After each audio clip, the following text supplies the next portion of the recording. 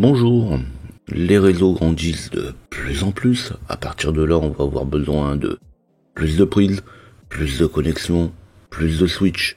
On parle alors très vite de switch de cœur. Alors en particulier chez Cisco, on va retrouver des types de switch Nexus qui sont tout simplement des bêtes de course avec des gros processeurs multicœurs, plusieurs gigas de RAM, justement dans une config minimum. Alors ici je vais parler de Nexus 9000, je pourrais très bien parler du 7000. Alors justement j'insiste en disant que je parle du 9000 parce que c'est pas tout à fait les mêmes commandes que le 7000. Là je vais l'utiliser sur GNS3. GNS3 vous commencez à le connaître, c'est bien pratique pour apprendre ou tester. Alors bien sûr ici on est sur des switches à plusieurs milliers d'euros. C'est pas rare que justement ils dépassent les 10 000 euros. Parfois, juste un seul module va coûter plusieurs centaines d'euros. Alors bon, il va sans dire qu'on parle de switch de couche 3, du L3. Qui dit L3 dit bien sûr qu'il sait faire du L2.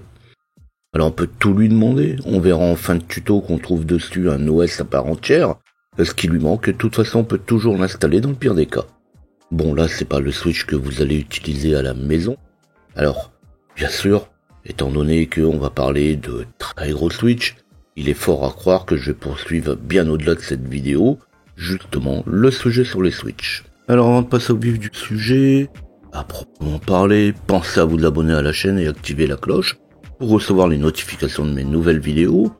Pour me retrouver, vous pouvez aussi taper LJP Info dans votre navigateur et vous ne manquerez pas alors de tomber très rapidement sur moi. Bon, avant d'aller plus loin, là on est dans du lourd. En plus, avec les quelques explications liées à GNS3, il y a beaucoup de choses qui vont être vues et à voir. Là on n'ira pas très loin sur une seule vidéo, on se limitera ici à la toute base de configuration et on se connectera en SSH. Pour terminer, on ira voir l'OS disponible sur le système. Ce n'est que plus tard, dans d'autres vidéos, qu'on pourra aller un petit peu plus loin. Alors bien qu'on ne peut pas tout connaître, avoir quelques notions semble quand même un minimum. Et puis le switch que vous allez utiliser à la maison, si vous voulez vous spécialiser dans le réseau, a quand même quelques petites similitudes. Bon, il faut qu'il soit manageable bien sûr, mais on commence à trouver quelque chose de pas trop mal à partir d'une centaine d'euros. Et pourquoi pas l'acheter d'occasion. Alors faire du VLAN à la maison, certainement pas. Mais pourquoi pas un peu de QoS. Si c'est du L3, peut-être même lui mettre le DHCP, pourquoi pas. Alors bien sûr, qui peut le plus, peut le moins. Vous pouvez aussi faire comme moi, vous faites des topologies virtuelles, bref, il y a toujours moyen de s'occuper. Donc là ici je vais revenir à Nexus. Pour le guide complet des commandes et de configuration, vous allez le retrouver sur cisco.com. Alors le chemin est un peu compliqué. Je vais vous mettre ça dans la description. Je vous mettrai 2 liens dans la description pour retrouver le guide complet d'utilisation du Nexus 9000.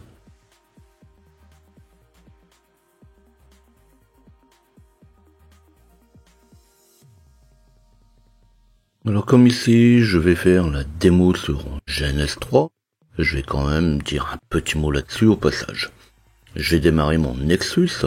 J'en parlerai un peu plus loin, justement, des performances et des vitesses d'exécution. C'est toujours très long. On verra qu'il est indiqué de 5 à 15 minutes pour le démarrage de la configuration. Alors, je vous ferai pas attendre tous ces temps d'attente, pas mal seront passés. Mais gardez quand même en tête que le boot et le reboot ne se fera jamais en quelques secondes.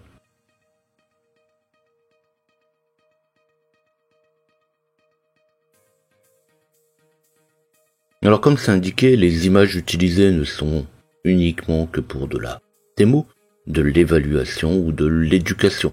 Donc justement ici c'est bien le cas, c'est pour la démonstration, de toute façon je ne l'utilise pas en production.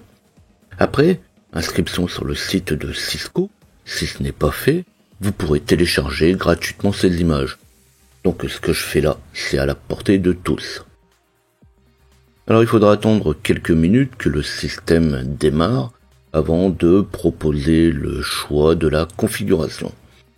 Alors bien sûr, une solution assez facile est de passer par la configuration basique automatique Mais bon, dans ce cas-là, on va pas voir grand-chose. Par défaut, le login est admin sans mot de passe.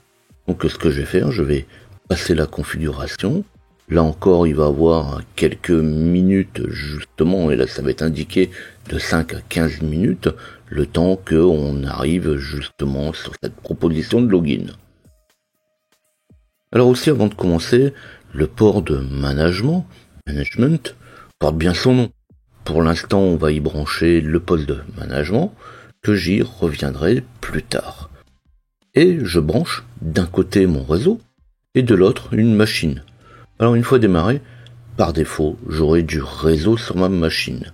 Alors aussi attention, ça va dépendre des images, ça va dépendre de la version de Nexus que vous allez utiliser. Donc justement, c'est une bonne chose à savoir, c'est qu'on est en droit parfois de se poser la question si les ports sont activés ou non. Donc là, vous avez directement la réponse. On peut donc passer à la suite. Puis dans ma topologie, vous pouvez voir que j'ai mis un routeur, justement, il a toute son importance. Si je veux afficher plus tard des voisins du switch, avec une commande show cdp neighbor, eh bien, il sera pas en mesure de voir ma machine Linux, alors que justement, si j'y mets ce routeur, avec ce sh cdp neighbor, il le découvrira bien.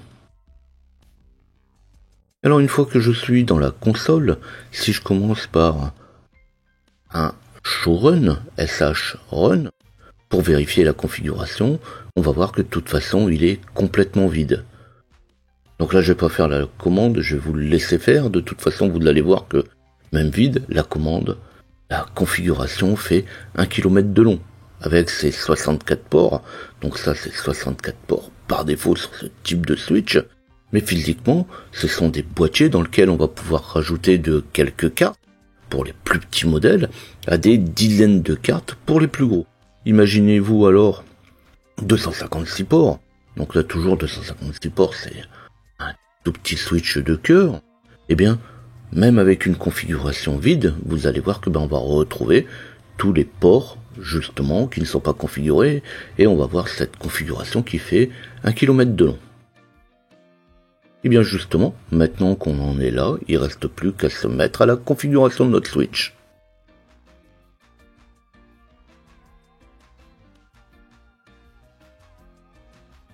Pour l'instant, je vais rester en mode console, donc en accès direct sur le switch. Après configuration de base, on pourra alors passer en SSH. Donc je vais commencer par le nom du switch, mais surtout je vais y mettre un mot de passe à l'administrateur. Sinon, la copie de la configuration va échouer. S'il n'y a pas de mot de passe, je peux pas faire de copie run start. Alors je vous laisse essayer, pourquoi pas, vous verrez ce que ça donne.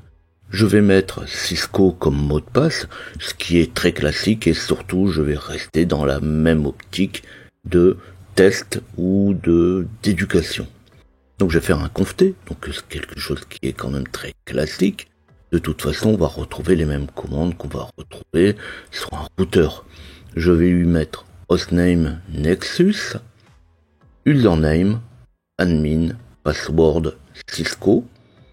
Je vais faire un end pour sortir de ma configuration et je vais tout simplement faire cette fois un copy rs ou copy run start. Donc la commande user admin password, je vais revenir après dessus. Ici, l'objectif est déjà de pouvoir sauvegarder la configuration de base. Alors on va tout de suite faire un reload, comme ça on aura vu les particularités du démarrage, si on oublie justement de fixer la variable de boot. Donc après mon reload, je vais taper Y pour le reboot. Donc là je vais passer, on est sur un redémarrage qui va prendre quelques minutes. Ça c'est suivant le cas. Mais encore ici, c'est pas la partie plus longue du boot.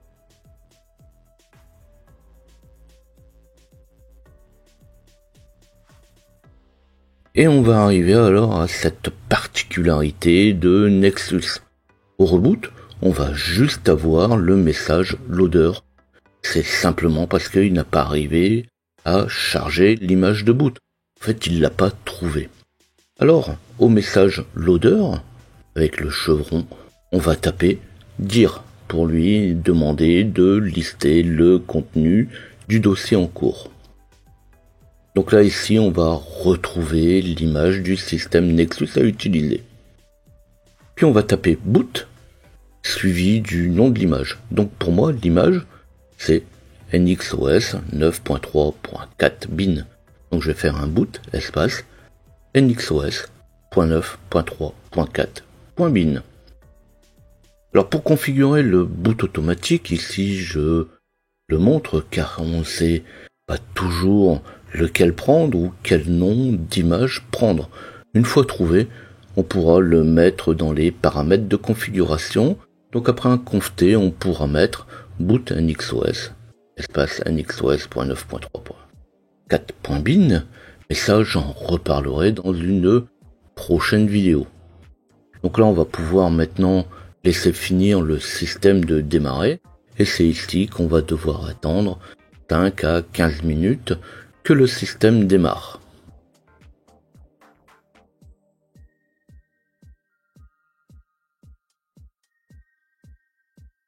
Alors cette fois, au prompt, le compte admin derrière, je vais lui mettre le mot de passe que j'avais mis à la configuration au début. Donc en cas de souci, on pourra toujours faire un conft puis un write erase pour pouvoir lui effacer sa configuration. Donc là on va faire un reset de la configuration et puis après avoir validé l'effacement, il suffira tout simplement de redémarrer le système avec un reload. Donc ici ces deux dernières manipulations je les fais pas parce que c'est déjà bien long.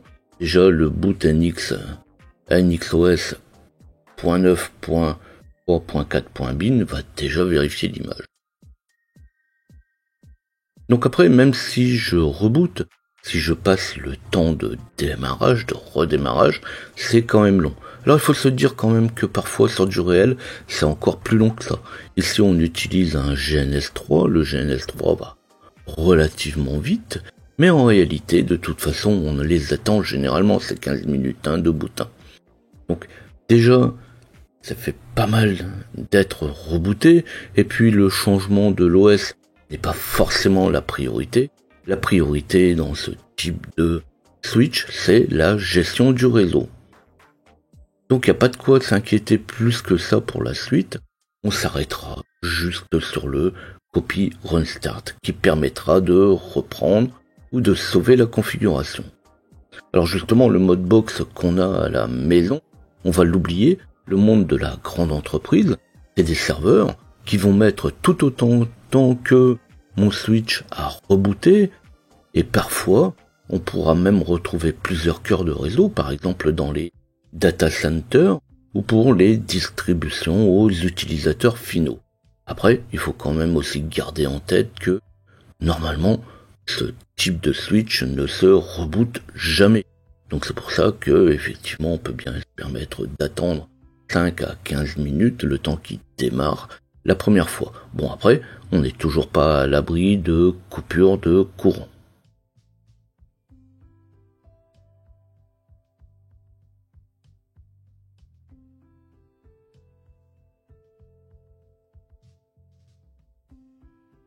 Non, on va retrouver les commandes classiques qu'on va pouvoir retrouver avec le point d'interrogation. Alors pareil, si je passe, je montrerai ça à la fin de la vidéo. Et je reviendrai aussi dessus de toute façon dans les prochaines vidéos. Dans un tuto sur le VLAN, j'avais dit que la base de Nexus était OpenVSwitch. C'est vrai, mais bon, il y a quand même de la route entre les deux. Merci Cisco, et puis ça reste du Cisco, quoi. Même s'il n'y a pas que Cisco dans le réseau. Alors bien sûr, au niveau des switches, au niveau des routeurs, on va retrouver souvent les mêmes commandes d'une marque à l'autre. Mais bon, les commandes pourront quand même changer un petit peu. Mais le mécanisme du réseau, lui, restera toujours pareil. Je dirais bien que si on sait le faire sur l'un, on sait le faire sur l'autre. Mais bon, il y a quand même un petit peu de travail toujours entre les deux. Alors je reviens pas sur la plupart des commandes qu'on connaît déjà dans le matériel Cisco classique. De toute façon, ça c'est vraiment quelque chose qui est commun. Donc comme je l'ai dit précédemment, si je fais un showrun, je vais donc pouvoir retrouver la configuration courante. La version 9500 commence ici avec 64 ports, ce qui peut paraître beaucoup, mais il sera courant d'avoir bien plus de 200 ports, comme je l'ai dit tout à l'heure. Dans la prochaine grande surface où vous allez vous rendre, levez la tête, regardez alors les bornes Wi-Fi, les bornes d'étiquette automatique, les caisses, les caméras, les écrans, et là posez-vous la question combien de prises finalement sont connectées.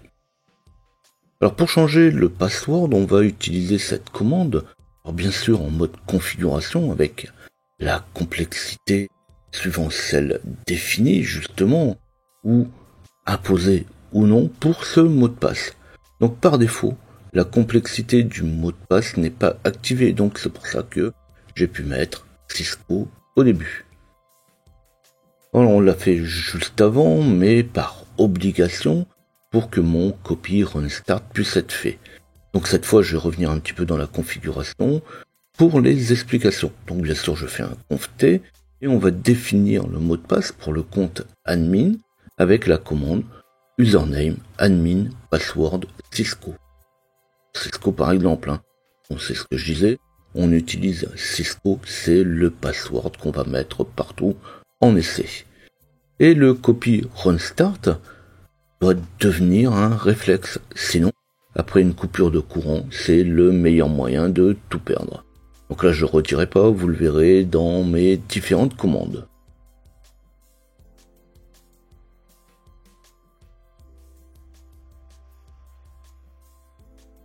Par défaut, sur ce type de matériel, le SSH est généralement activé.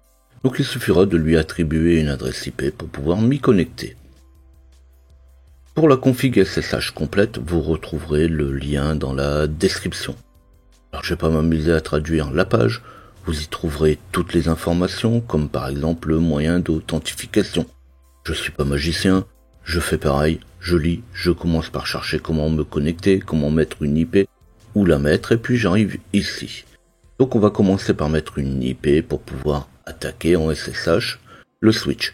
Donc je vais faire un conft, on définit la passerelle pour l'interface de management, donc VRF Context Management, IP route 000/0 et ma passerelle derrière. Donc ici pour moi c'est la 192.168.122. On configure l'IP de l'interface de gestion avec interface MGMT 0. Donc MGMT 0 c'est l'interface justement de gestion et je vais lui dire que c'est un membre de management, VRF Member Management. Et puis je lui mets son IP avec un IP adresse 192.168.122.2/24 et un OSH pour pouvoir démarrer mon interface. Alors bien sûr j'aurais pu faire un IP DHCP, de toute façon ça aurait été la même chose. Donc je rappelle que les commandes que je donne ici sont pour Nexus 9000 et pas le 7000. Il y a quelques différences quand même entre les deux. Mais bon, ça va s'arrêter là d'ailleurs dès maintenant. Sur mon Nexus 7000, on pourrait mettre directement une adresse IP à une interface.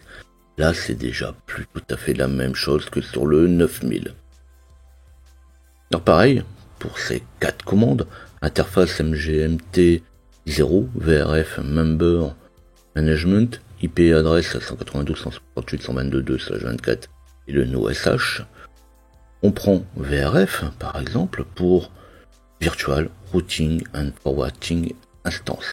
Donc, en fait, c'est une instance de redirection. Alors ici, je ne vais pas reprendre et expliquer toutes les commandes. Je suppose que lorsqu'on en est à configurer du Nexus, on n'est pas à son coup d'essai sur la configuration du réseau. Donc je ne rentrerai que dans quelques commentaires comme ici je viens de le faire pour le VRF.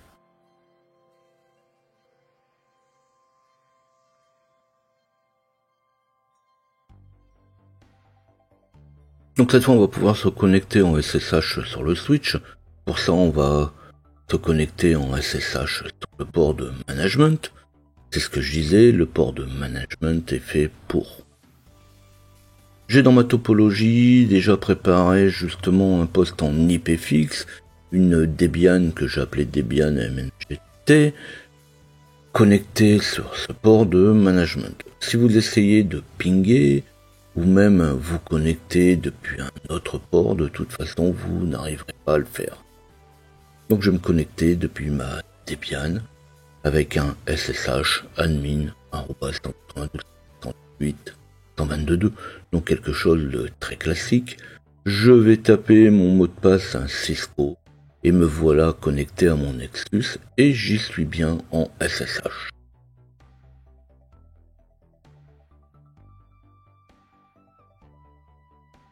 Bon, arrivé là, c'est déjà pas mal. Alors, pour montrer un peu les capacités disponibles au niveau de ce type de matériel, on va aller activer le système d'exploitation interne.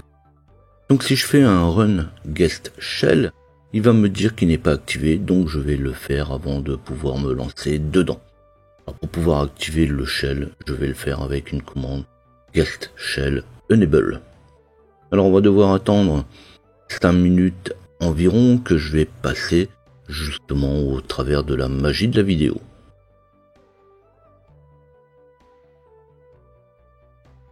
Donc cette fois qu'il est activé, maintenant je vais pouvoir faire un run guest shell pour me rendre dans le shell du système. Alors une fois qu'on est dedans, on va pouvoir lancer les commandes habituelles d'un système d'exploitation. Et tant qu'à faire, on va aller voir quel système est installé dessus avec un cat /etc/os-release. Et là, eh bien oui, on va voir que sur le système, on a tout simplement une CentOS. On n'y échappe pas, même sur ce type de matériel, on finit de toute façon sur du Linux. Alors bien sûr, une fois qu'on va être dans notre Linux, maintenant qu'on sait que c'est du Linux, on va pouvoir utiliser toutes les commandes qui sont liées à ce système d'exploitation. Je peux faire un ifconfig pipe more, donc je vais faire un ifconfig pour pouvoir lister l'état des cartes réseau avec un pipe more pour pouvoir le lister par page. Sinon, il va me lister directement les 64 ports. On peut très bien faire un PSAX pour pouvoir lister les processus qui sont en cours, ou un top pour vérifier comment est utilisé le système. On a aussi des outils comme VI. Alors on peut même aller plus loin, on va voir que de toute façon, ça va très très loin. C'est pour ça que je disais, on est quand même sur un système avec un système d'exploitation, avec des cœurs, des processeurs multicœurs, donc on est quand même du gros matériel. Et on va voir qu'on peut même utiliser du Python. Si je fais un Python espace _v majuscule, il va nous donner la version de Python d'installer sur le système. Alors je vais quitter ici, sinon il va y passer des heures, et je vais tout simplement faire un exit pour sortir du système. Alors on va voir que de retour dans mon switch, on pourra de toute façon exécuter directement des commandes du système d'exploitation depuis l'invite vers l'OS. Donc je vais faire un run guest shell pwd, donc je vais lui dire d'exécuter le shell qui est invité avec une commande pwd, la commande pwd qui donne le dossier en cours d'utilisation. Alors là je vais pas montrer Python puisque de toute façon je pourrais très bien faire un run guest shell Python, mais là en fait Python on va pouvoir le lancer directement depuis le shell. Je vais pouvoir faire un Python tout simplement, et là je vais rentrer dans l'interface de Python. Alors je vais pas aller plus loin non plus parce que sinon, c'est ce que je disais, on va y passer des heures. Donc je vais faire un exit et mes deux parenthèses pour pouvoir quitter le module Python.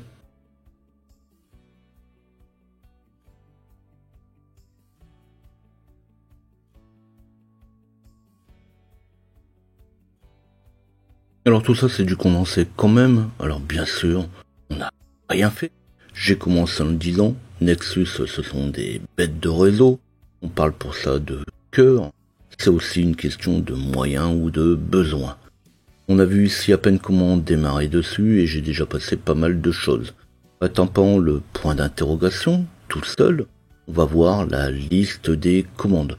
Sachant que derrière la configuration, donc si vous faites un conft, vous relancez le point d'interrogation, vous allez de nouveau en retrouver tout autant d'autres, si ce n'est plus. Donc quand on voit tout ça, c'est pas étonnant qu'on ne trouve plus personne qui sait tout faire. Mais on trouve surtout des personnes très spécialisées qui n'auront qu'une seule expertise. Il est quasi impossible d'en faire le tour sans y consacrer la totalité de la chaîne. Alors bien sûr, j'en ai souvent parlé, les sujets pour les vidéos, il n'en manque pas. Vous retrouverez Nexus dans d'autres vidéos, le réseau ou même juste les Switch en particulier. On peut y passer de toute façon des heures. Alors si la vidéo vous a plu, vous n'oubliez pas de liker ou laissez-moi un tip sur tipeee.com/ljpinfo. Posez vos questions, venez discuter de vos difficultés, laissez-moi vos avis, vos impressions ou vos suggestions. À bientôt.